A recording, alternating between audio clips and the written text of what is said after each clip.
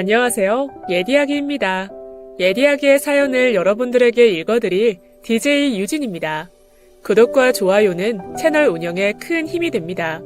꼭 부탁드리며 저는 여러분들의 댓글도 읽고 있으니 댓글도 많은 참여 부탁드립니다. 그럼 오늘의 사연 바로 시작할게요.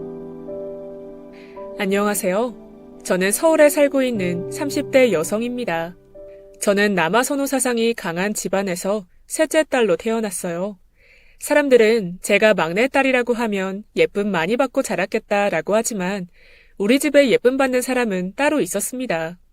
저희 엄마는 오빠를 낳고도 아들을 더 낳고 싶으셔서 낳으셨는데 그 뒤로 딸만 둘이라 더 낳는 걸 포기하신 분이세요.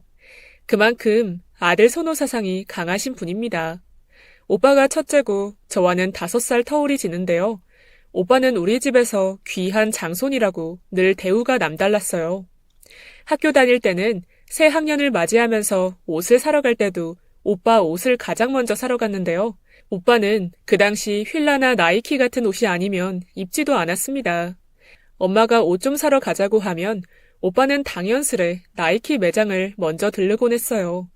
그리고 가격표 따위는 신경도 안 쓰고 디자인 마음에 드는 게 있으면 이렇게 딱 한마디를 하곤 했죠. 엄마, 나 이거. 그럼 엄마는 알겠다고 하며 지갑을 꺼내서 돈 뭉치를 꺼내며 계산대에 내려놓곤 했습니다. 처음에 못 모르던 어린 시절에는 저도 당연히 그곳에서 옷을 사 입는 건 줄 알고 신나서 옷을 고르던 때가 있었어요. 그리고 오빠처럼 똑같이 말을 했죠. 엄마, 난 이거. 그럼 엄마는 미간에 인상을 쓰시며 말씀하셨어요. 아우, 얘들아, 다 샀으면 나가자. 언니는 제 손에 있던 옷을 제자리에 내려놓고는 제 얼굴을 보며 씁쓸한 미소를 지었던 게 기억이 납니다. 그리고 언니의 손에 이끌려 매장 문을 열고 나와야 했어요. 그렇게 나와서는 엄마는 시장으로 향하셨어요. 그리고는 천막 아래에 옷을 주렁주렁 달아놓은 집으로 저희를 데려가셨습니다. 우리가 옷을 고를 때쯤엔 오빠는 혼자 집으로 간다며 먼저 가버리곤 했어요. 그럼 언니와 저는 그곳에서 3,000원에서 5,000원 사이의 옷 중 마음에 드는 옷을 골라야 했습니다. 아주 어릴 때는 그런 게 부끄럽지 않았는데 초등학교 6학년이 되니 메이커에 눈을 뜨게 되더라고요. 그리고 엄마가 여자인 우리들과 남자인 오빠를 확실하게 차별한다는 걸 깨달았습니다. 엄마의 차별 이야기를 하자면 정말로 끝도 없어요. 특히 어릴 적부터 오빠가 주방일을 거드는 걸 절대로 못 보시는 분이라 수저놓기, 상 차리기, 상 치우기, 설거지는 오로지 언니와 저의 몫이었습니다. 한 번은 왜 우리만 설거지 시키냐고 했다가 오빠는 남자잖아 라고 소리를 지르는 엄마의 모습을 보아야 했어요. 이런 크고 작은 일들이 셀 수 없이 많아요. 그런 환경에서 크다 보니 모든 오빠에게 양보하고 손해보는 게 당연한 삶으로 인식하며 살게 되었죠. 그리고 오빠가 장가를 가게 되었어요. 참고로 아빠가 무역업을 하셔서 가족들 굶주리지 않게 돈을 잘 벌어오세요. 그리고 엄마는 평생을 가정주부로 살아오셨습니다. 나름 알뜰하게 사셔서 아버지가 벌어오신 돈을 차곡차곡 모아 재산도 불리셔서 노후 준비는 이미 다 끝내놓으셨어요. 그런데 오빠가 장가를 간다고 하니 재산의 일부를 떼어서 오빠의 신혼집을 마련하는데 보태주시더라고요. 참고로 언니도 오빠와 같은 시기에 결혼을 생각하고 있었는데요. 하루 차이로 언니는 1년 뒤에 결혼하게 되었어요. 엄마, 저 재현이랑 결혼하려고요. 갑자기? 아니 빨리 하라고 할 땐 안 하더니 여태 있다가 뭔 소리야? 그동안 서로 돈 모으느라 못했지 뭐. 안 돼. 네 오빠 어제 나한테 와서 혜진이랑 올해 결혼할 거라고 했어. 그럼 나는? 넌 내년에 해. 한 해 더 기다린다고 헤어질 것도 아니고. 안 그래? 그래서 결국 언니는 오빠가 결혼한 후에 결혼을 하게 되었고 오빠가 결혼할 때는 아파트를 해주셨는데 언니가 결혼할 때는 혼수도 언니가 다 마련해서 시집을 가게 되었어요. 작년에 네 오빠 장가 보내느라 모아둔 돈이 없네. 너 시집 갈 때는 네가 벌어놓은 돈으로 가야겠다. 알겠어요. 어차피 그러려고 했어. 집은 어떻게 하기로 했니? 재현이랑 둘이 모은 돈으로 작은 데로 구할 거야. 그래. 아휴, 그래도 우리 둘째가 이런 거는 똑 부러져서 신경 안 쓰이고 좋네. 저는 언니의 씁쓸한 표정을 볼 수 있었어요. 형부는 참 좋은 사람이었어요.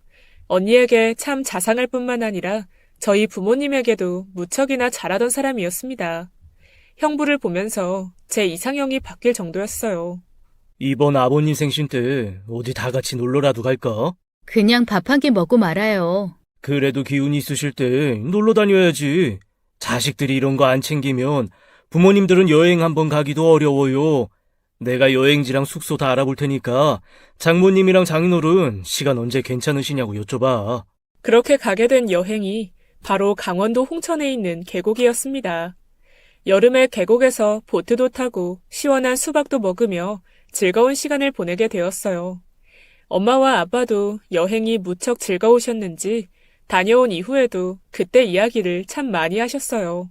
그 후로도 형부는 저희 부모님께 무척 잘해주셨는데 저희 친정에 올 때면 빈손으로 오는 법이 없었어요.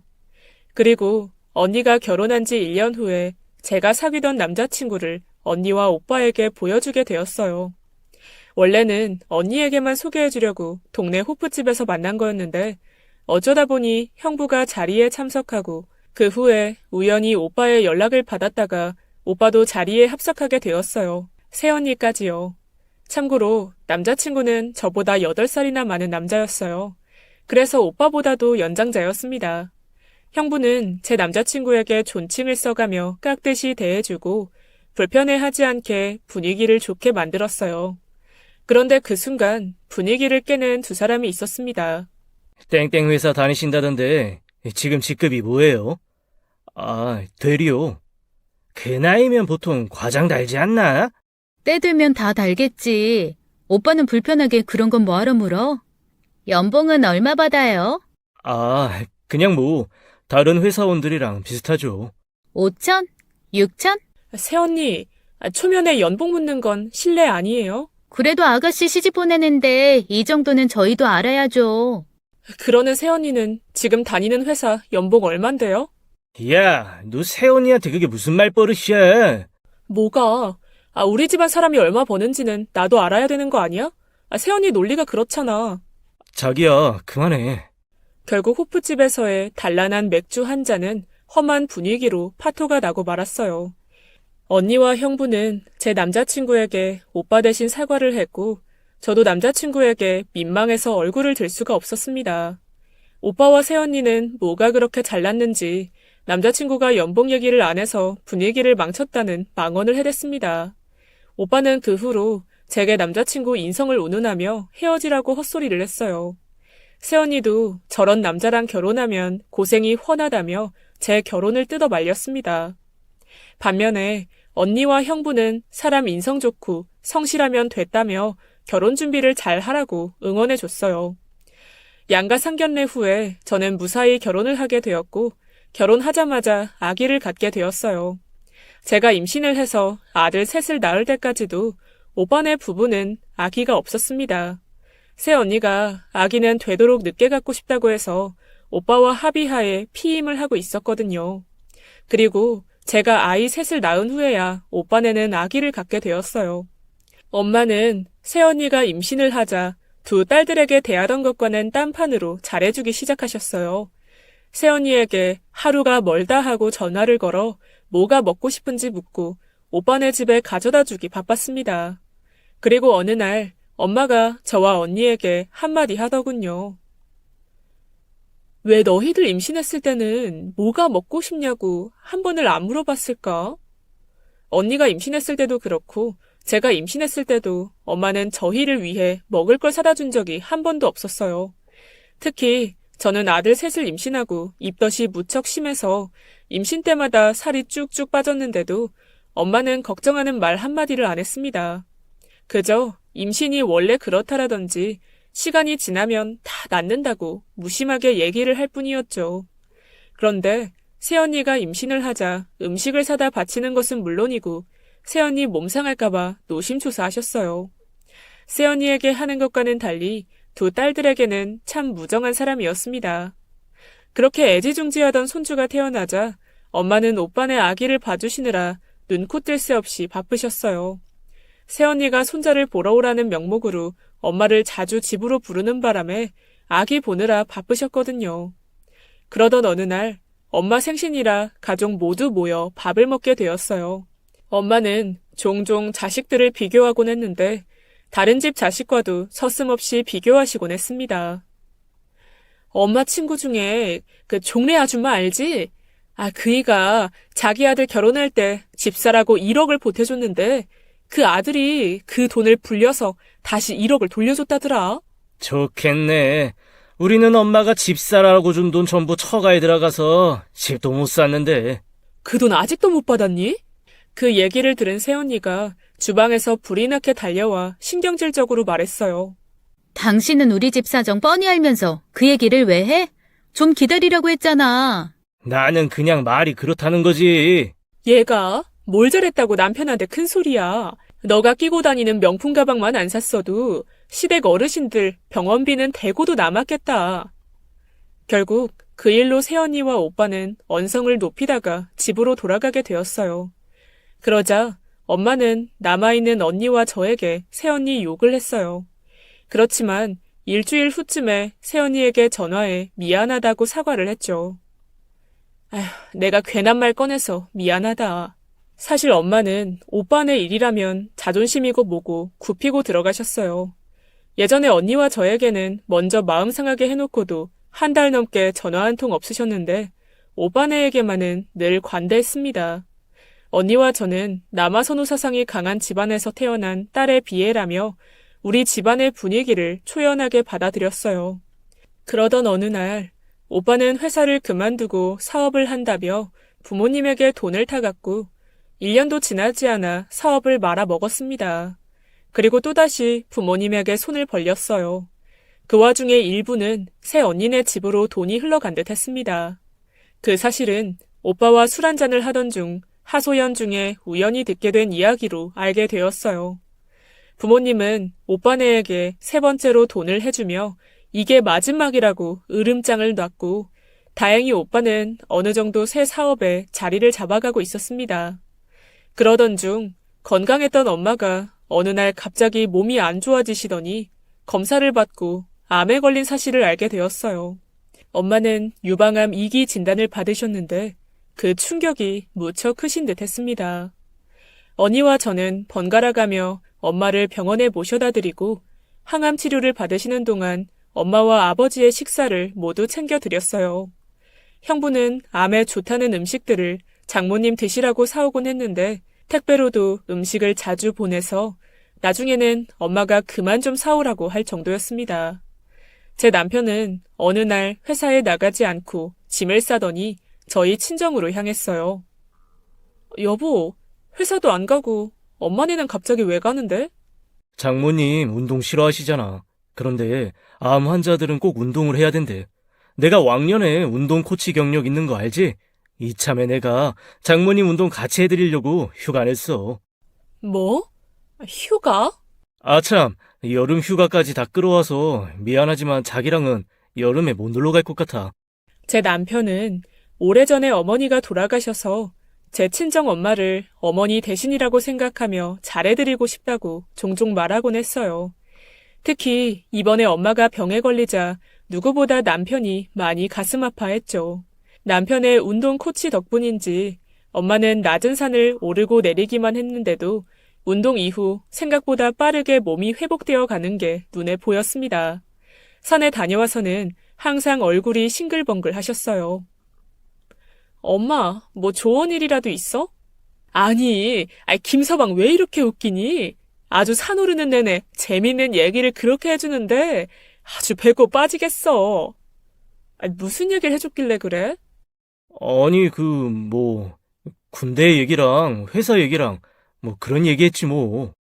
그 말에 무슨 얘기를 했는지 단박에 감이 왔어요. 남편은 평소 말을 참 재미있게 하는데요. 연애 시절 제가 저보다 나이가 한참 많은 남편에게 반한 이유도 바로 이런 유머 감각 덕분이었어요. 같은 말을 해도 사람들을 빵빵 터트리는 사람들이 있잖아요.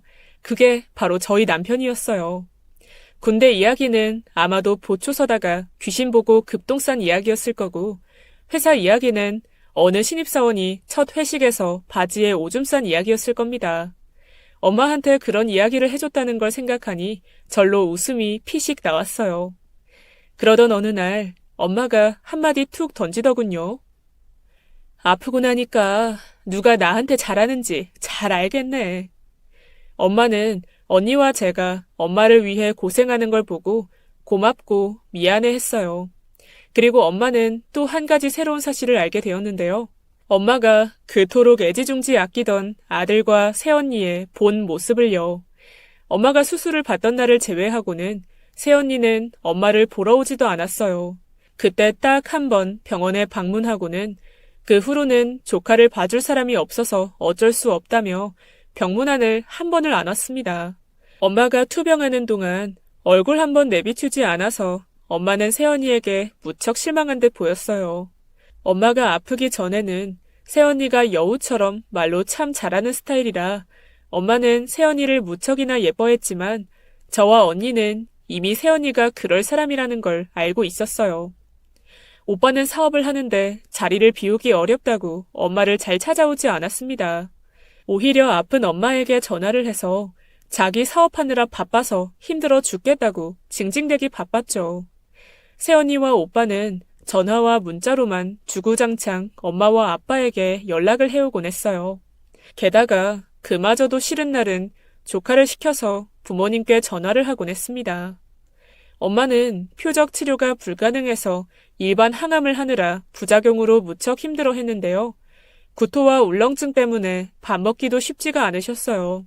그때마다 제 남편과 형부가 몸에 좋고 맛도 좋은 음식들을 구해와서 엄마 앞에 차려드리니 엄마는 감동을 꽤나 받은 눈치였습니다. 사위들 없었으면 자기 어쩔 뻔했냐고 눈물까지 보이실 정도였어요. 아빠도 이번 일을 겪고서 생각이 좀 달라지신 것 같았어요. 저와 언니야 무얼 바라고 엄마에게 잘해드린 게 아니라 우리 부모이니 당연스레 잘해드린 거였을 뿐인데 말이에요. 그리고 엄마의 몸에 암이 거의 다 사라졌다는 의사의 소견을 들은 어느 날이었어요. 엄마는 한동안 무언가를 골똘히 생각하시는 듯 하더니 우리 가족들을 모두 한자리에 모으셨습니다. 엄마는 오늘 완치 판정이나 다름없는 판정을 받았다며 축하 기념으로 그동안 고생한 자식들에게 한턱 쏘시겠다고 하셨어요. 늘 시간 없다던 오빠네도 킹크랩을 사준다는 말에 바쁜 일도 제끼고 친정으로 왔더군요. 이게 다 얼마치야? 한 돈백은 쓰셨겠는데? 돈백? 이까짓 거 얼마든지 사줄 수 있는데 뭘 그렇게 새삼스럽게 놀라? 성은이, 영은이 얼른 앉아서 킹크랩 먹어. 김서방, 장서방, 많이들 들게. 아유, 자네들이 그동안 나 살려낸다고 아주 고생들이 많았지? 아닙니다. 장모님 고생은요. 장모님이 노력하신 덕분에 이렇게 킹크랩도 먹어보네요. 장모님 사실 저 킹크랩 처음 먹어봅니다. 그래. 앞으로는 내가 자주 사줄게. 우리 김서방 많이 먹어. 그동안 나 운동시키느라고 고생 많았잖아. 그럼 제가 앞으로도 평생 장모님 운동 코치 해드릴 테니까 킹크랩 또 사주시는 겁니까? 아유, 그럼. 하여간 김서방 참 재밌는 사람이야. 그런데 우리 대화에 유독 끼지 못하는 두 사람이 있었어요. 아무래도 본인들은 병든 부모를 위해 한 게 없으니 할 말이 없었겠죠.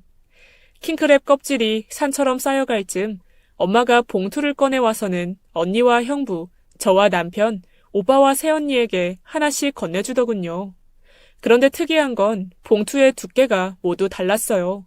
특히 오빠와 새언니네 봉투는 아무것도 안 들은 게 아닐까 싶을 정도로 얇았어요. 장모님, 이게 뭐예요? 자네들이 그동안 나 때문에 수고한 수고비야. 장서방은 나 먹으라고 이것저것 사다 준 게 몇백만 원어치는 되더구만. 그동안 돈 많이 썼을 텐데 얼른 넣어도. 언니와 제 봉투에도 두툼이 담겨 있었어요. 엄마, 무슨 돈을 이렇게 많이 넣었어요? 그거 니들 일당 챙겨서 넣은 거야. 매일 밥하고 청소하고 빨래하고 반찬 만들어 오느라고 고생 많았어. 니들 덕분에 엄마가 아빠 식사 많이 신경 쓰였는데 수월하게 치료받을 수 있었다. 고마워. 아니 근데 김서방, 자네 왜 그러나? 아닙니다. 남편은 눈시울이 붉어져 당장이라도 눈물이 나올 것 같은 얼굴을 하고 서 있더라고요.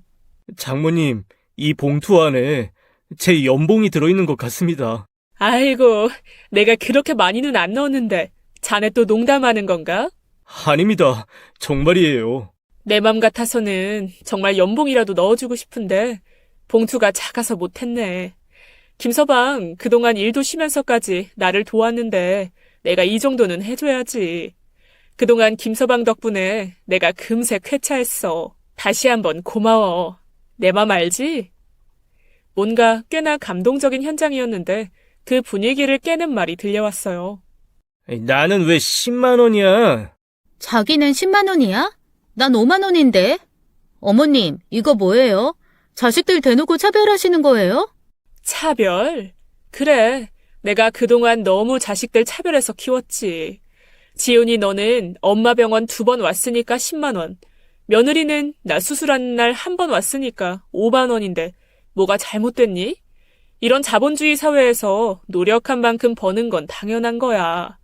그동안 내가 아들 귀하다고 아들 거렸더니 아주 지엄마 알기를 개똥으로나 알고 말이야. 억울하면 앞으로 잘해 이 자식아. 오빠 성격에 엄마가 이 정도로 대했으면 문을 박차고 나갈 법도 한데 아빠의 다음 한마디에 끝까지 자리를 지켜냈습니다. 우리 자매, 이 건물이랑 땅 정리 좀 할 거다. 이 정리한다뇨? 파시겠다고요? 그걸 왜 팔아? 물려줘야지. 그제야 오빠는 얼굴에 화색이 돌며 물었어요. 저희 주시게요? 아직 누구 줄지 안 정했다. 네 엄마랑 상의 중이야. 그때부터 아주 웃긴 일이 생겼어요. 일이 바빠서 병문안도 못 오던 오빠가 하루가 멀다 하고 친정집을 찾아와 먹을 것을 사다 주고 가고 새언니는 조카를 보여주러 왔다며 주말마다 방문하고 반찬까지 싸들고 왔어요. 그 덕분에 매주 방문하던 언니네와 저희 부부는 한 달 정도는 집에서 쉴 수 있었어요. 새언니는 건물 관리인 자격증을 따겠다고 공부를 시작했고 아빠의 건물을 관리해보고 싶다고 아주 적극적으로 행동했어요. 아빠는 그렇게 하라며 관리를 새언니에게 맡기셨습니다. 새언니가 건물 관리를 맡자 오빠는 그 건물이 자기네 것이라도 된 양 행동했어요. 성은이 네 음식 잘하니까 우리 건물에서 장사해보는 거 어때? 내가 임대료 싸게 해줄게. 임대료를 왜 오빠가 정해? 엄마 아빠가 정하시겠지. 요새는 제가 관리해요. 아버님이 저한테 맡기셨잖아요. 엄마와 저는 어이없어 하고 대꾸도 안 했습니다. 혹시 엄마가 오빠와 새언니에게 또다시 넘어가서 잘해주시는가 보다 했어요. 역시 남아선호 사상 마인드는 쉽게 바뀌는 게 아니구나 싶었죠. 그로부터 꽤 오랜 세월이 흘렀고 부모님은 세금 문제로 재산 정리를 하시겠다면서 건물을 자식들에게 증여하고자 했습니다. 가족들을 모두 모아놓고 엄마 아빠가 말씀하셨어요. 저와 언니는 별로 기대도 하지 않고 가만히 앉아 듣기만 했어요. 엄마랑 많이 고민해봤는데 1층은 성은이, 2층은 영은이한테 주기로 했다. 엄마 아빠 아직 젊으신데 계속 갖고 계시지 뭐하러 벌써 주세요. 그럼 저는요. 너는 6층 꼭대기층 가져. 네? 아니 내가 왜 장손인데 제일 싼 꼭대기층이에요. 장손이면 부모한테 더 잘했어야지. 싫으면 받지 마. 누가 싫대요? 그럼 나머지는요. 3, 4, 5층 남았잖아요. 그건 아빠가 갖고 계실 거야. 그리고 우리 죽기 전까지 잘하는 자식한테 다 줄 거다. 제가 그동안 건물 관리며 다 했는데 너무하세요. 저 너무 억울해요. 건물 관리? 너 그거 돈 받고 일한 거 아니냐? 우린 그냥 네가 하고 싶다길래 일자리 준 것뿐이야. 그게 왜 억울한 거냐? 가족이라고 돈도 더 얹어서 챙겨줬더니 세아가 그렇게 생각하니 내가 더 섭섭하네. 의 가족이 집으로 돌아간 후 엄마가 언니와 저를 앞에 앉혀두고 말하더군요. 성은이랑 영은이 그동안 엄마가 아들만 챙긴다고 많이 섭섭했지. 엄마도 여자면서 왜 그랬나 몰라. 그냥 엄마 시대 때는 다들 그렇게 해서 그렇게 하는 게 맞는 줄 알았어. 어릴 적 니들 옷 한 벌 좋은 거 한 번 못 사준 게 너무 미안하다. 맨날 오빠 거만 좋은 거 챙겨주고. 그래도 엄마는 그게 차별인 줄 모르고 살았어. 아니, 차별이라고 생각도 못했어. 여자니까 그래야 되는 줄만 알았지. 엄마는 너희가 여자라고 덜 사랑하고 오빠가 남자라서 더 사랑한 적 없어. 항상 똑같이 예뻐하고 사랑했어. 그래도 너희들 마음 상한 거 있으면 다 풀었으면 좋겠다. 그래서 엄마가 너희한테 제일 좋은 걸로 준 거야. 엄마 마음 알지? 엄마의 그 말에 그동안 엄마의 진심을 알게 되었어요. 엄마 또한 남아선호 사상이 강한 집안에서 태어난 맏딸이었습니다. 할머니는 5남매를 두셨는데 그 중에 막내 아들만 홀로 남자였어요. 4명의 딸과 1명의 아들을 둔 집안이었으니 옛날 시대에는 더욱이 차별이 심했겠죠.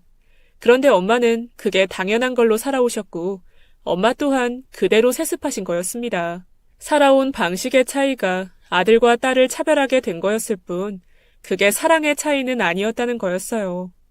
그 후로는 엄마 아빠가 저와 언니에게 오빠와 차별 없이 똑같이 대해주세요.